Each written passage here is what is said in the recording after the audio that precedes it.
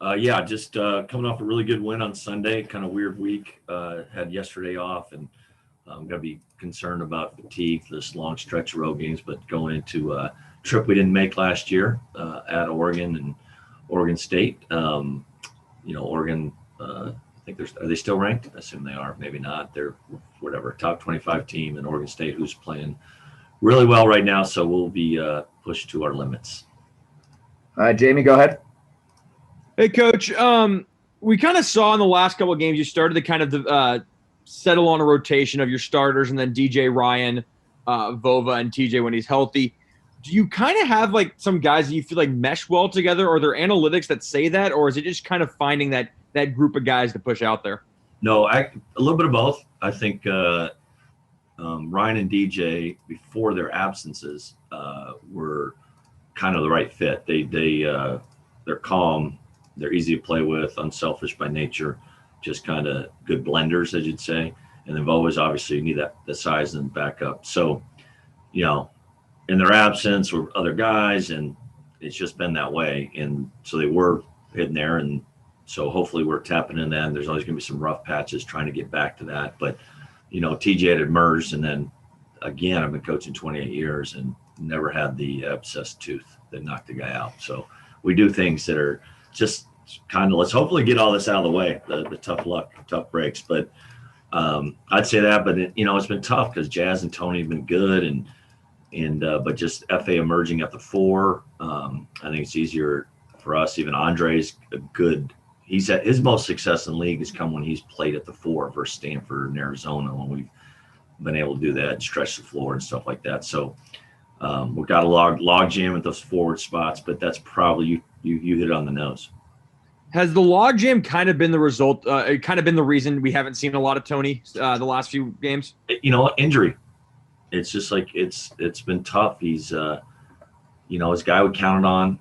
You would have told me, and I'm sure I did. If you look back what I said, like in the spring, he was a guy we were counting on to be probably early on starting forward, and and he had a month off going into practice, so a little slow start, but he's coming on. He was right there. We've probably been starting by a couple games in, and then he went in the boot right as the first game for 5 weeks or whatever. So that's frustrating for him.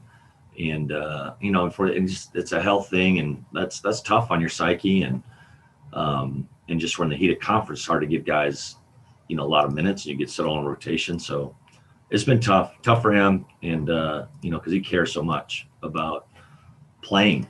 Basketball is really important to him, and those guys we really usually do real well with, and just one of those unfortunate things. And other guys, like I said, FA emerged in that spot, and he's a freshman, but he's been up and down, but he's done well for us. You mentioned TJ's toothache. You said that was a new one for you. Do you expect to have him this week? I for sure Saturday, I think, and Thursday would be, I think, depending how he recovers.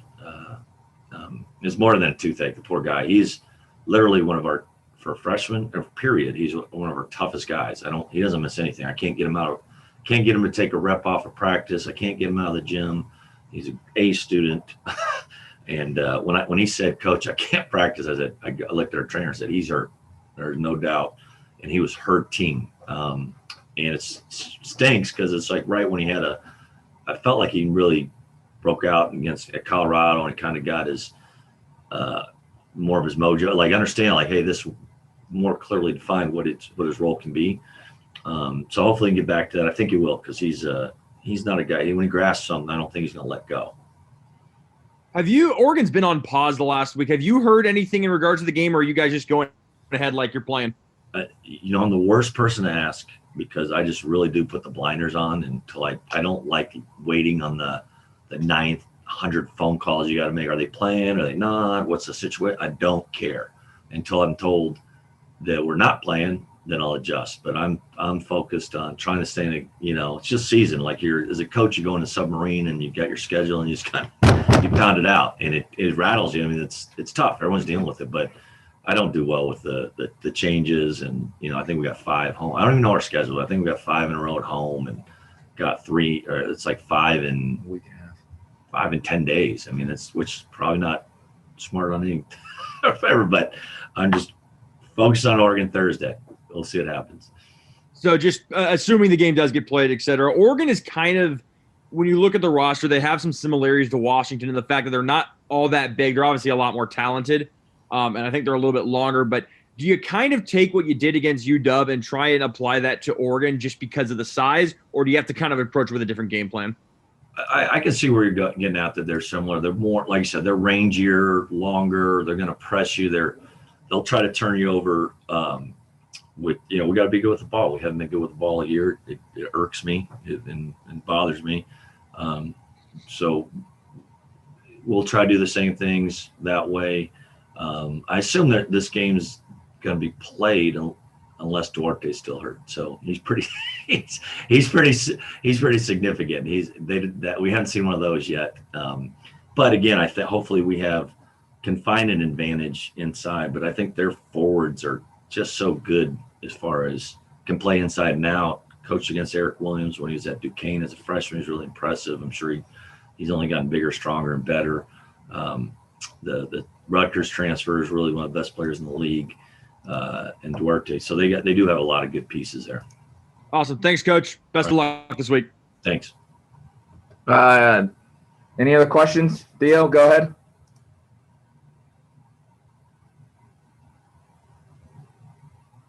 Yeah, the fact that Oregon's only played one game since January 9th, is it important to kind of get out to an early start and maybe take advantage of some rest on their side if they have any at all?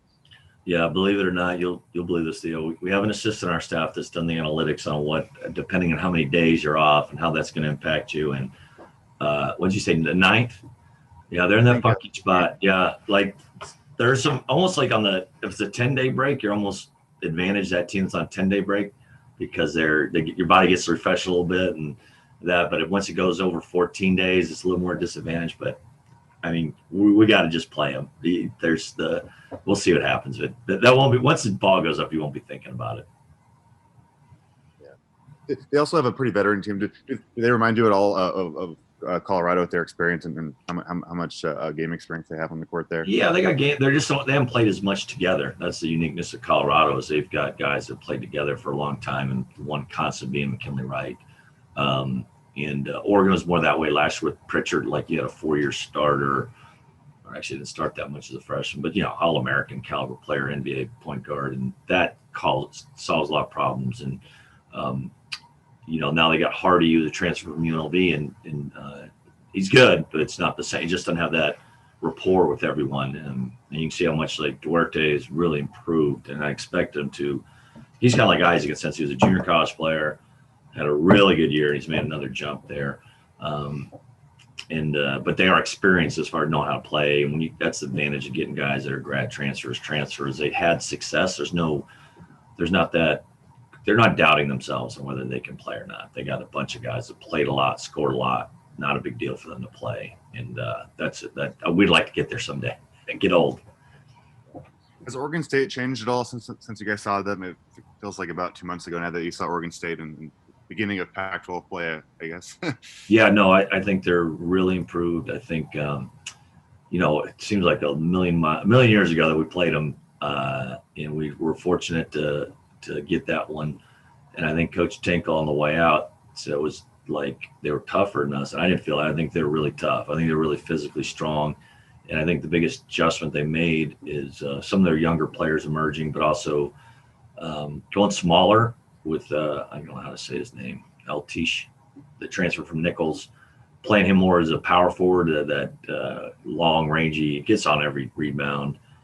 Lucas, who's emerged, in Reichel. So Reichel going from the 2 to the 3, Lucas starting playing the 2, and Johnny Hunt didn't play much against us. So they've kind of everything's the same. They improve their ball handling, your shooting a little bit, and then they have some big bodies to throw at you, the 5 and 4. But Altish will play mostly 4. Then just made them better. I think it makes them better, harder to guard, and they're still good on the glass and so. And they lost to Portland after us, and I think I've seen them then, and they're a different team. They're just they're good at home. They're tough, well coached, to be expected in this league, and so it'll be a really tough one. What time we play Saturday? 5. Okay, got it. Going back to Oregon's long layoff, have you ever had to coach a team after playing one game in a month or playing no games in 3 weeks or anything like that at all? And then how do you kind of coach a team through that? I think I have. Season opener. Yeah, it'd be like season opening. I don't know. I can't think of a, like what I missed this year is, and it's racking. We've like I said, we're going through a stretch of 8 out of 10 on the road. You don't sleep in your own bed. That stuff. But there were in the Pac-12 schedule, you have a week to get ready for UW twice, and those are like that's helpful. I think that's like to get your mental rest, your physical rest. And it breaks up the season a little bit, but this one's just straight bang. We're banging to Vegas. We're just keep rolling. And like I said, we got down the stretch. We got 9 games and what do we got? How many days? 20? I don't know. 30 days, whatever. There's a lot of games coming.